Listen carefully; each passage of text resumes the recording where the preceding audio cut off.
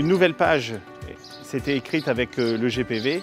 Elle se poursuit avec la suite de l'ANRU 2, et notamment sur la dalle, qui va permettre de reprendre les copropriétés, sécuriser la dalle, améliorer la végétalisation qui avait bien commencé avec le Jardin de la Renaissance, mais qui doit se poursuivre à côté. Ça sera aussi l'occasion, à l'été 2018, de supprimer la passerelle qui est au-dessus de l'avenue de la Bollière et qui doit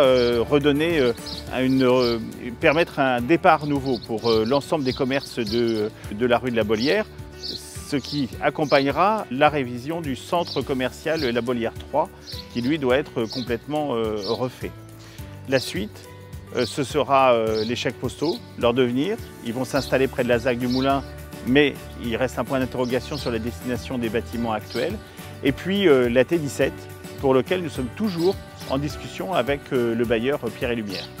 La source, c'est aussi l'université, des pôles de recherche, des pôles d'excellence, et puis AgreenTech Valley, qui va venir s'installer dans le courant de cette année et qui verra la serre du futur, des nouveaux laboratoires ou bureaux accueillir des entreprises qui sont déjà dans le labo et qui travaillent sur le numérique dans le domaine de l'agriculture. Bref, ça sera un nouveau pôle de recherche et de développement pour Orléans.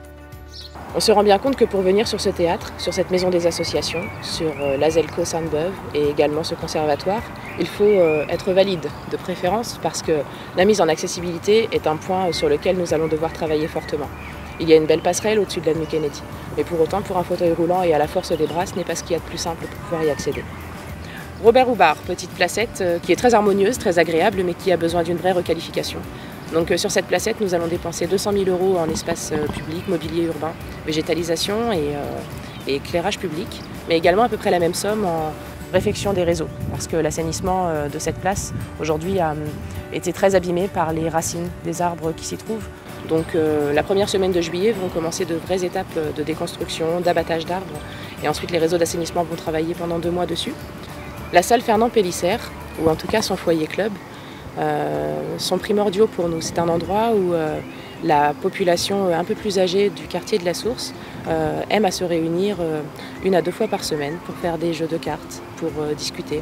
Donc l'association du Club Senior de la Source se réunit sur ce foyer et nous a fait une demande qui pour autant est légitime, c'est d'avoir un rafraîchissement de ces peintures, également de ces rideaux. Et puis dans la continuité, nous faisons un rafraîchissement de l'extérieur de la salle Fernand Pélissère, qui est une très belle salle, très exploitée, la deuxième la plus exploitée d'Orléans après la salle Eiffel, et qui aujourd'hui nécessite d'avoir une amélioration en tout cas extérieure, plus esthétique, plus qualitative, et puis être enfin équipée d'un lave-vaisselle. Un des engagements pris pendant la campagne est en train de se dérouler, c'est-à-dire refaire l'ensemble de l'éclairage public, les trottoirs, parfois quand c'est nécessaire un morceau de voirie dans tout le secteur résidentiel et pavillonnaire de la Source. Ça complète ce qui a été fait dans le collectif, c'était indispensable. C'était indispensable aussi de reconnaître la vie de la Source par rapport à l'ensemble d'Orléans, de la métropole. Et j'ai été ravi d'accueillir Jeanne d'Arc l'année dernière pour la première fois depuis très longtemps sur les terres de Sologne. La rue Landowski et la rue Edison plantée d'Arsonval sont juste des exemples parce qu'il y aura 5 autres secteurs en fait, incluant ces 2 rues qui vont être repris jusqu'à la fin de l'année 2017.